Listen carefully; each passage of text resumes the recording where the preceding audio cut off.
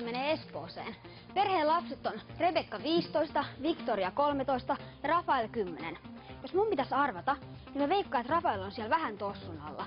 Mut nyt mennään pistää tytöt kuriin ja vanhemmat opettelemaan ihan uusia haasteita. Moi, mä oon Jackpotista. Onks sun vanhemmat kotona? On, niin oota mä. Ei tarvii. Moi. Okei, moi. Mä oon Matias. Marja-Riitta, Moi. Moikka. Moi, Matias. Moi Vesa, tervetuloa. Kiitti. No niin, perhe Ristikyngas. Haluatteko te nähdä teidän haasteen? Joo. No katsotaan se. No okei. Tässä se on. Apua.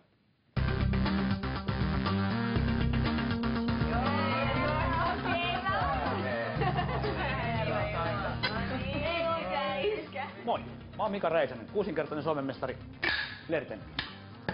Sun jackpot-haaste tulee olemaan seuraava.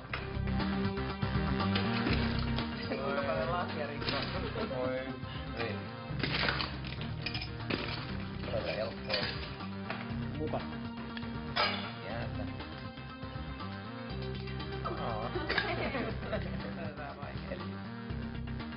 Eikä.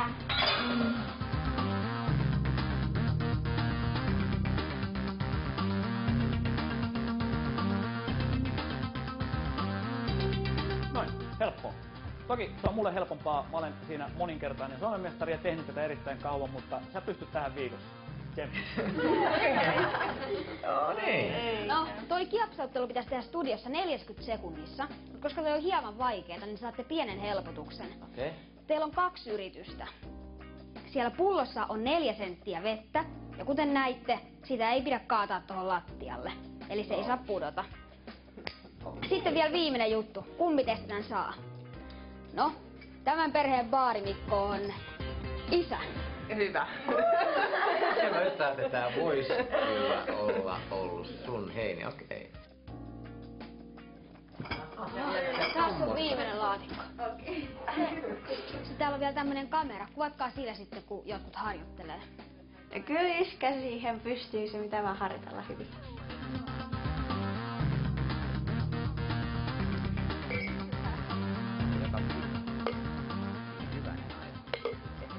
Yritän myös. Kyllä mä vielä haluan uskoa, että se onnistuu. Kyllä Vesa pärjää. Mut se tarvii muutaman tunnin harjoittelua. Mä annan kaiken vastuun niin valmentajalle. Sä arvas niin pistää mut liikkumaan niin kuin ikinä sä osaat sen homman. Tee vielä kerran.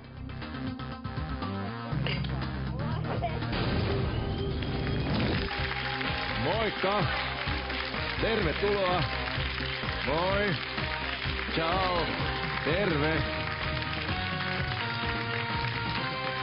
No niin, tässä meillä on tällainen leveästi ja onnellisesti hymyilevä perhe. Onks kaikki hyvin? Totta kai. Joo, ja sulla on tommonen amuletti näköjään mukana. Joka yötän kanssa nukkunut viimeisen viikon ajan. Niin... Näytäpäs vähän. Tää on ilmeisesti joskus ollut ihan sileäpintainen, mutta nyt tää on tällainen aika paljon elämää nähnyt tää puteli. No kieltämättä joo. Joka puolella missä minä liikun, niin sit se antaa mukana. Eikä Suomessa puhutaan tarinaa hullusta miestä, joka heittelee muovipulloa ympäri. Kyllä. Juuri näin. Näin se on. Joo. Hei, miltä silloin tuntui, kun Matias kävi teidän luona ja heitti ton haasteen? Mikä oli se eka fiilis? Wow. Niin. Ja mun mielestä se oli niinku jännittävää, hauskaa. Siis mä että tommonen taito me voidaan oppia. Tai siis joku voi oppia. Niin. Musta oli loistava. Mitä jotain hyötyä siis. Niin, tässä on hyötyä. Tässä lähtee perhejuhlissa ja kaikkea muualla. Ainakin tietää, kuka Niin. siellä tekee erilaisia Juuri hienoja näin, linkkejä. juuri näin. Mutta nyt mennään katsomaan kulunutta viikkoa. Kaikki odottaa jännityksellä, minkälaisia treenejä teillä on ollut. Okei. Koita heittää niinku rintaa ja sitten silleen niinku otakin. Olympialaiset pyörii telkkarissa. Nää, ei niitä tarvitse katsoa. Niin, mun pitää tässä opetella vasenkätiseksi oikealla. Koska mun olkapää on niin jumissa, mä en saa heitettyä sillä ollenkaan tällä takaa. Miksi? Ei mä saa, siis mä oon sattunut tehtävä.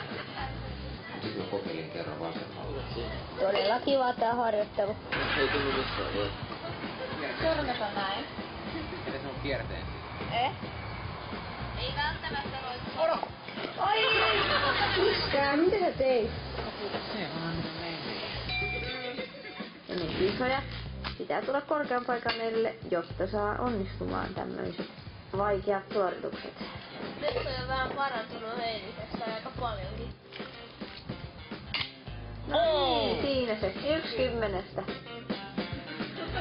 Ei jaksa enää. Kauanko oikein jaksat tehdä tässä? Siis 4 tunnin harjoittelun jälkeen. Salaisuus on. Arvaa mikä? No. Harjoittelu! Kaivopuistossa, jossa ihmiset seuraavat bentsihyppelyä. Nyt on tauko ja Vesa on päättänyt esiintyä. Jos pitää tehdä arvovalintoja, kumpi on tärkeämpää, tyttären benssihyppy vai harjoittelu?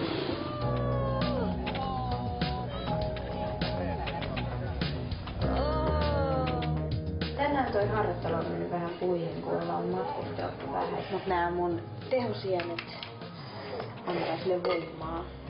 Korkeampaan kaleerin jälkeen on aika siirtyä kohti viimeistelyharjoituksia. Sen takia, että ne coachin luokse. Vähän kierre on vaan opettamista ja nyt rupeaa olemaan hyvin lähellä sitä ja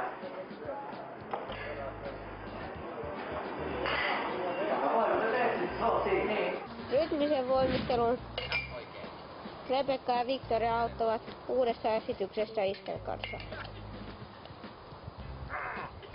Iske alkoi harjoittelemaan. Mä en tiedä näkyykö toi tuossa kuvassa, mutta tuolla sataa ihan kaatamaan vettä. Nyt se just laantui. Toi no ei mä nyt tiedä laantumista. Kyllä se sateessakin onnistuu. 91 sadasta. Satoiko siellä vähän? Vähän, joo. Ei se ole säästä kiinni, kato. Silloin jos haluaa jotain, niin pitää treenata, satoi tai paistaa.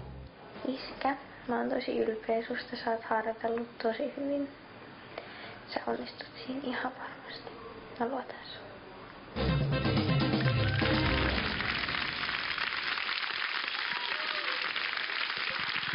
Loistavaa tunnelmointia, siellä oli hienoja ilmeitä. Te olette ainakin todella treenanneet ihan aamusta iltaan näköjään. Kyllä, kyllä. Hei, paljonko tuli sirpaleita?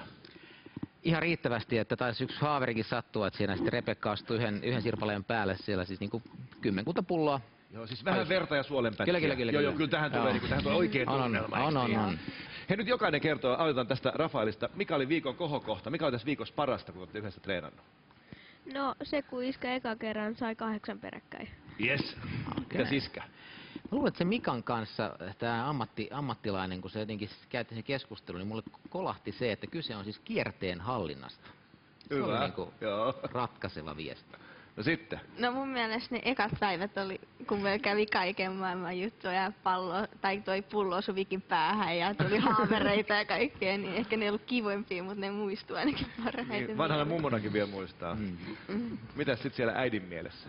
No mun mielestä parasta ehkä oli se nähdä, että miten Vesa oli sitoutunut siihen, että jopa tuolla vesisateessa se vietti. Mä en tiedä, oliko se tunti vai 2, mutta siellä sä heittelit sitä pulloa. Että... Mutta 91 sadasta tuli. Niin, aivan. Me päätettiin, että 100 pitää onnistua. Niin, ehkä te päätitte Iskän puolesta. Mitäs Victoria? No mun mielestä, kun me tehtiin noita hienoja esityksiä tossa näin, se oli tosi kivaa. Mutta siis ihan samalla tavalla kuin tuossa aikaisemmin ohjelmassa, niin jotta tässä olisi oikein hyvä fiilis sit lähteä tähän kisaan, niin kai se palkinto vähän kiinnostaa. Kiinnostaako? Kyllä. Vai haluatte sitten mitään palkintoa? Joo. Ei se ole niin väliä. Annetaan jollekin, joka enemmän ehkä sitä haluaisi. Kyllä. No käydään kuitenkin kurkkaamassa, että jos tämä flööraus, eli flirtendin tehtävä menee oikein, niin tämä palkinto on koko perheelle. Tämän illan toinen jackpot on täydellinen luksusloma Malediiveilla. Tarkemmin sanottuna matkakohde on Nonu Atoll, keskellä Malediivien saariryhmän kauneimpia atolleja. Nonulla ei ole lentokenttää, joten matkan viimeinen osuus lennetään vesitasolla. Edessä on siis kaikkien aikojen jackpot-loma, mutta vain, jos isä onnistuu tehtävässään.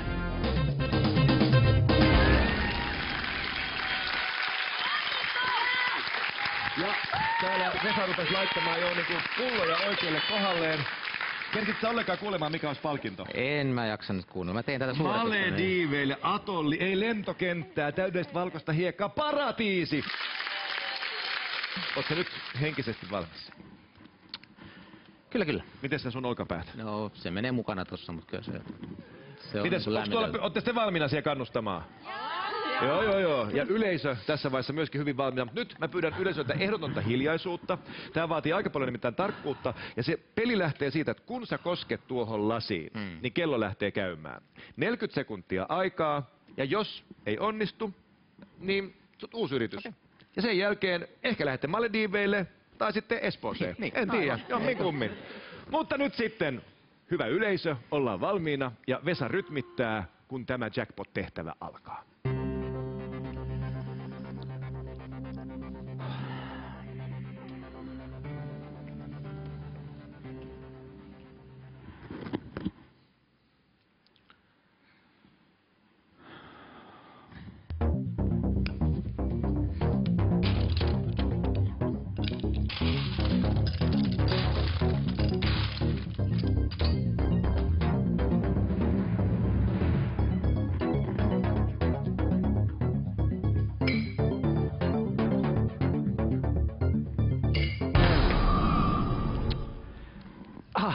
Ensimmäinen. Se oli ensimmäinen. Aplodeja vähän tähän väliin. Kyllä ehdottomasti kannustuksia.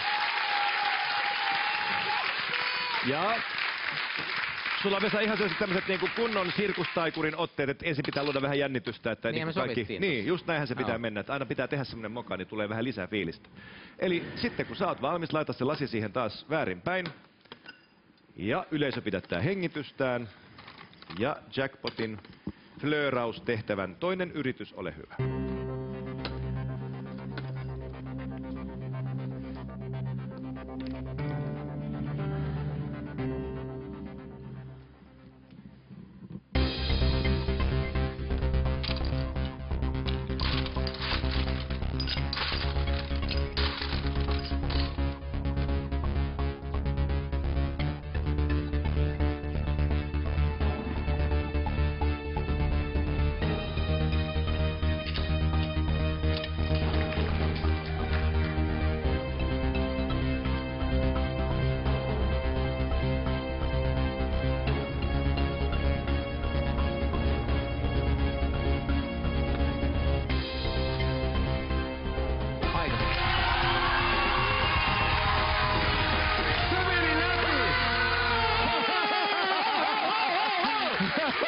Uskomatonta!